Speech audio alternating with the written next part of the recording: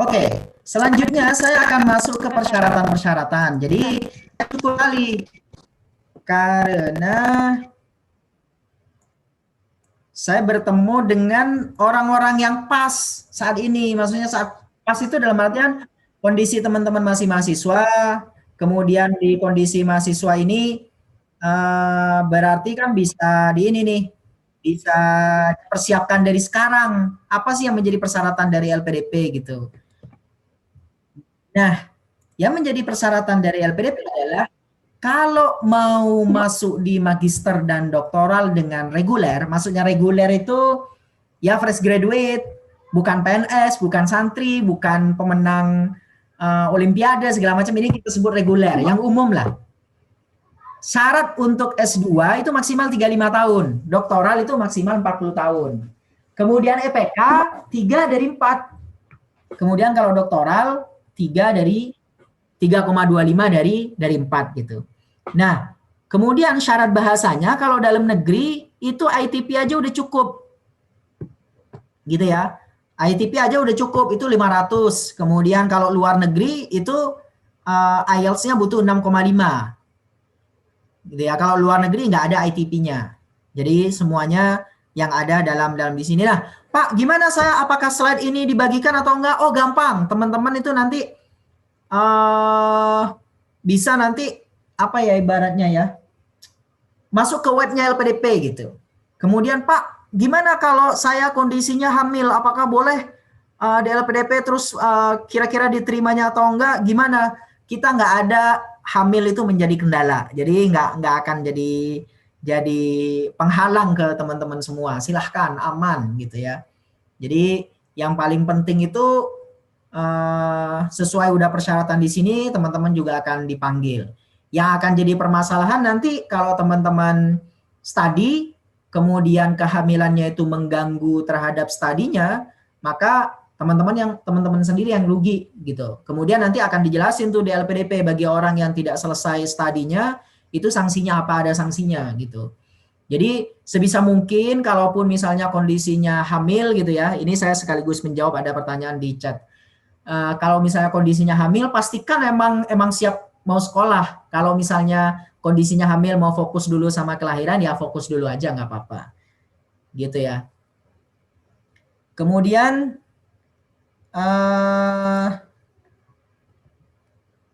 beasiswa perguruan tinggi utama dunia. Nah, ini beasiswa perguruan tinggi utama dunia itu 12 perguruan tinggi utama dunia itu magisternya 35, doktoralnya 40 tahun. Nah, IPK nggak dipersyaratkan. Contoh nih misalnya, ada si A, namanya si A, dia IPK-nya 2,1 gitu. Ternyata di LPDP disyaratkan, tenang. Sebagaimana yang saya bilang di awal, LPDP itu pintunya banyak. Kalau kamu udah tahu bahwa EPK saya nggak masuk, oh berarti bisa masuk di beasiswa perguruan tinggi utama dunia gitu. Jadi bisa masuk di beasiswa ini. Sama persyaratan juga di bawah, IELTS-nya relatif sama gitu ya. Kalau doktoral 7, kalau magister 6,5 gitu. Jadi untuk saat ini belum boleh nanya ya, cuman saya sambil baca chatnya aja nih. Nanyanya nanti di akhir, biar komprehensif. Kemudian yang selanjutnya adalah beasiswa spesialis kedokteran. Oh, maksimal 35 tahun, lebih dari cukup lah teman-teman yang ada di sini ya. Jadi IELTS, kalau persyaratan IELTS itu 6 gitu. Nah, ini beasiswa kerjasama co-funding. Jadi co-funding ini beberapa dibiayai oleh LPDP, beberapa dibiayai oleh teman-teman sendiri gitu ya. Ada sumber dana semi mandiri dapat berasal dari pribadi atau keluarga gitu ya. Kemudian sumber dana semi mandiri tidak berasal dari lembaga pemerintah. Kemudian begitulah kita kira-kira persyaratannya gitu. Jadi kalau misalnya teman-teman masih ada dana tapi ternyata nggak mau. Kemudian daerah afirmasi. Sasaran pendaftar adalah menamakan pendidikan dasar, menengah, dibuktikan dengan kartu tanda penduduk dari daerah sasaran. Nah, daerah sasarannya gimana nanti ada persyaratan tuh. Jadi persyaratan-persyaratan ini ngacu ke tahun sebelumnya ya. Tahun ini walaupun ada penyempurnaan saya rasa tidak signifikan. Jadi kira-kira begini. Jadi saran saya tuh teman-teman dari sekarang kalau masih study, maksimalin EPK-nya.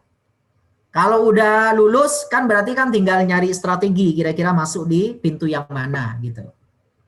Nah, kalau afirmasi ini enak. Jadi walaupun umurnya sudah 39 tahun, itu masih bisa daftar magister karena maksimal 40 tahun.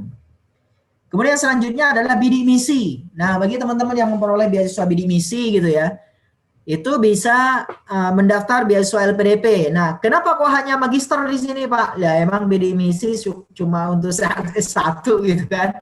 Jadi di sini nggak ada doktornya ya, dua saja. Dan EPK 3,5 minimal. Kemudian maksimal kelulusan sudah 2 tahun dari ya 2 tahun kelulusan. Jadi kalau udah lulus tahun 2016 udah nggak bisa. Beasiswa berprestasi berasal dari keluarga miskin prasejahtera dengan penghasilan maksimal sekian gitu kan. Kemudian nah ini beasiswa olahraga, pemenang kejuaraan internasional bidang olahraga individu, semacam SEA Games. Jadi ternyata teman-teman di Indonesia itu banyak yang memperoleh kejuaraan SEA Games, ASEAN Games, segala macam juara 1, 2, 3 itu bisa daftar di sini. Kemudian selanjutnya adalah prestasi seni. Pemenang kejuaraan internasional bidang seni, emas, perak, perunggu, segala macam bisa daftar di sini. Syaratnya relatif lebih gampang ya, lebih gampang dari yang sebelumnya. Penyandang disabilitas, tunanetra, tunarungu, tunawicara, tunadaksa, tunalaras itu maksimal 40 tahun untuk S2, maksimal 45 tahun untuk doktoral. Jadi secara persyaratan insya Allah tidak berat bagi teman-teman yang ada di sini gitu. Kemudian persyaratan khusus bagi santri, alumni santri, mukim, jadi santrinya bukan santri pulang pergi gitu ya, itu 2 tahun terakhir, kemudian aktif mengembangkan pesantren di 2 tahun terakhir. Ini tujuannya adalah untuk para pendidik sebenarnya. Jadi maksudnya para pendidik itu teman-teman santri yang akan mengabdi kembali kepada pesantrennya sehingga kami akselerasi gitu. Kemudian beasiswa Indonesia Timur, kayaknya wilayah Jogja, saya nggak tahu nih, mudah-mudahan ada audiens yang juga memenuhi persyaratan ini. Suku asli dan menetap di Papua, Papua Barat. Menetap sekurang-kurangnya 20 tahun atau menetap secara permanen di Maluku, Maluku Utara, dan NTT. Menetap sekurang-kurangnya 20 tahun dan masih menetap tinggal secara permanen.